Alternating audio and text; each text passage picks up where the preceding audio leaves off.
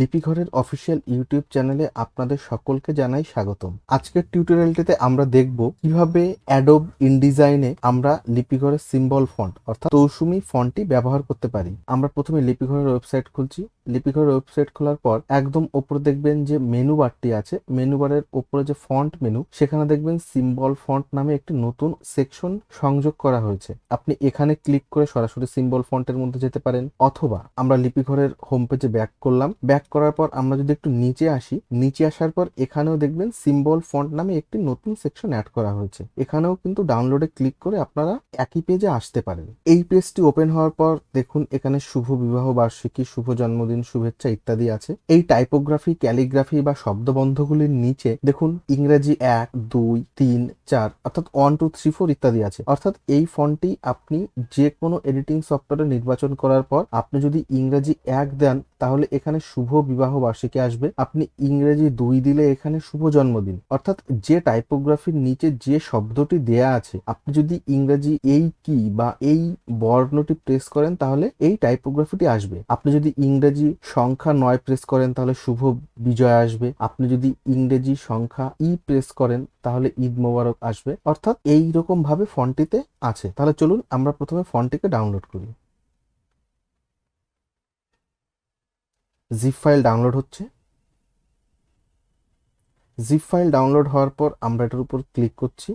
Click করার পর দেখুন আমাদের যেহেতু উইন্ডার ইনস্টল করা আছে, অটোমেটিক্যালি ওপেন হয়ে গেল। এখানে প্রথম দেখুন পিএনজি দেওয়া আছে। আমরা যদি পিএনজি ফোল্ডারটি ওপেন করি তাহলে এখানে দেখব এই ফন্টটি যে সমস্ত টাইপোগ্রাফির সমন্বয়ে আছে, সমস্ত টাইপোগ্রাফিগুলি কিন্তু এখান থেকে খুব সহজেই আলাদা আলাদা পিএনজি ফাইল এখানে করা আছে, এবং পিএনজি ফাইলগুলো কিন্তু ব্যাকগ্রাউন্ড ক্লিয়ার করা আছে। অর্থাৎ এখান থেকে সহজেই ফটোশপে ওপেন করে আপনি আপনার প্রয়োজন মতো ডিজাইন এগুলোকে ব্যবহার করতে পারবেন। আমরা ব্যাক করছি। ব্যাক করার পর দেখুন এসভিজি ফাইল আছে। যারা কোরেল ড্র বা ইলাস্ট্রেটর বা ভেক্টর এডিটিং সফটওয়্যার নিয়ে কাজ করেন তাদের জন্য প্রতিটি টাইপোগ্রাফি কিন্তু আমরা আলাদা আলাদা এসভিজি ফাইল এখানে দিয়েছি। এরপর দেখুন টিটিএফ অর্থাৎ ফন্টের ফাইলটি আছে। এরপর দেখুন ইলাস্ট্রেটর ফাইল আছে।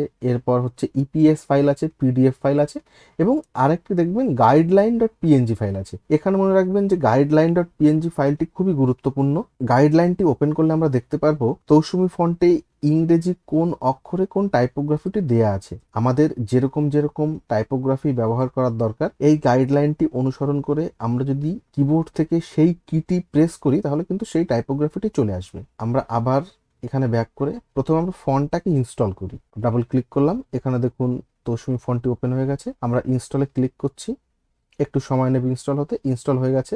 আমরা টিটিএফটি ক্লোজ করে দিয়ে তৌসুমি ফন্টটি ইনস্টল হওয়ার পর আমরা ইনডিজাইনের মধ্যে এলাম। আমরা এখান থেকে টেক্সট টুল দিয়ে আমরা প্যারাগ্রাফ বক্স ড্র্যাগ করে নিচ্ছি। এবার দেখুন ফন্টের যে লিস্টটি আছে আমরা এখানে ক্লিক করব। এখানে ক্লিক করার পর ফন্টের লিস্ট থেকে আমাদের তৌসুমি ফন্টটিকে নির্বাচন করতে হবে। এখানে তৌসুমি ফন্টটি চলে এসেছে। আমাদের লিপিঘরের সমস্ত ফন্টের আগে কিন্তু LI দেওয়া থাকে যাতে সমস্ত ফন্টগুলি একই জায়গায় একই সঙ্গে থাকে। আমরা তৌসুমি ফন্টটি সিলেক্ট করছি। সিলেক্ট করার পর একটু সাইজটা বাড়িয়ে নিচ্ছি। সাইজটা বাড়িয়ে নেওয়ার পর তৌসুমির যে ডাউনলোড লোকেশন ছিল সেখানে আমাদের দেখবেন যে গাইডলাইন.পিএনজি ফাইলটা ছিল, সেই পিএনজি ফাইলের দেয়া আছে যে কোন ইংরেজি কোন কিতে আমাদের কোন টাইপোগ্রাফি দেয়া আছে। এখানে ধরুন যদি আমরা শুভেচ্ছা টাইপ করতে চাই, এই টাইপোগ্রাফিটি ব্যবহার করতে চাই, তাহলে ইংরেজি 3 যে কি আছে অর্থাৎ ইংরেজি সংখ্যা 3 দিলে আমাদের শুভেচ্ছা চলে আসবে। আমরা ইনডিজাইন ওপেন করে এখান থেকে শুধু ইংরেজি 3 দিচ্ছি। দেখুন এখানে কিন্তু শুভেচ্ছা চলে এসেছে। আমরা আরেকটু সাইজ বড় করে নিচ্ছি। এবার যদি আমরা অন্য টাইপোগ্রাফি আনতে চাই, যেরকম ধরুন এখানে ঈদ মোবারকের টাইপোগ্রাফিটি আছে ইংরেজি বড় হাতের ইতে, আমরা আবার ইনডিজাইনে ব্যাক করছি। এখানে গিয়ে যদি বড় হাতের আমরা প্রেস করে দিই, দেখুন ঈদ মোবারক চলে এসেছে। এখানে কিন্তু অন্য কোনো কিবোর্ড কিন্তু অ্যাক্টিভ নেই, অর্থাৎ উইন্ডোজের ডিফল্ট যে ইংরেজি কিবোর্ড আছে সেটাই কিন্তু কাজ করছে। এছাড়া যদি আমরা অন্য কোনো টাইপোগ্রাফি আনতে চাই, যেরকম ধরুন ইংরেজি বড় হাতের ইউতে উপহার আছে, এটিকে যদি আমরা ব্যবহার করতে চাই তাহলে আমরা ইনডিজাইনে ব্যাক করছি। আমরা বড় হাতের ইউ দিলে কিন্তু উপহার চলে আসছে। তো এভাবে আপনারা আমাদের যে পিএনজি ফাইলটি আছে এটিকে অনুসরণ করে লিখতে পারেন। এছাড়াও আরেকটি ভাবে আপনারা ব্যবহার করতে পারেন, সেটি হচ্ছে ইনডিজাইনের ভেতরে থাকা গ্লিপস প্যানেলটি ব্যবহার করে। গ্লিপস প্যানেল ব্যবহার করতে গেলে আপনাকে উইন্ডোর মধ্যে যেতে হবে। উইন্ডোর মধ্যে দেখবেন এখানে টাইপ অ্যান্ড টেবলস আছে, এর মধ্যে দেখবেন গ্লিপস বলে আরেকটি সাবমেনু আছে। আমরা গ্লিপসে ক্লিক করছি। এটাকে আমরা একটু ছোট করে নিচ্ছি, আপনার সিস্টেমে হয়তো এত বড় আসবে না।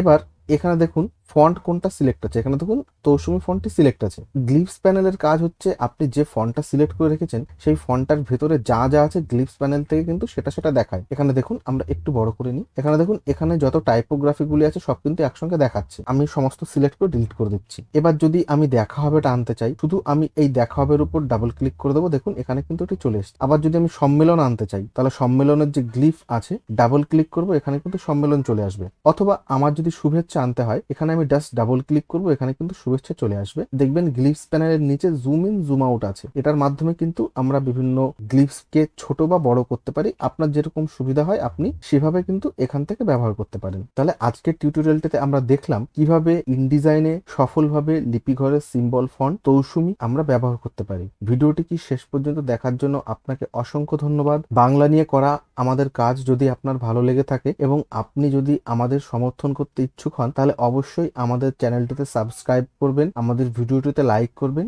এবং ভিডিওটিকে শেয়ার করে সকলের মাঝে ছড়িয়ে দেবেন। আবার আগামীতে দেখা হবে নতুন একটি টিউটোরিয়াল নিয়ে। সবাই ভালো থাকবেন।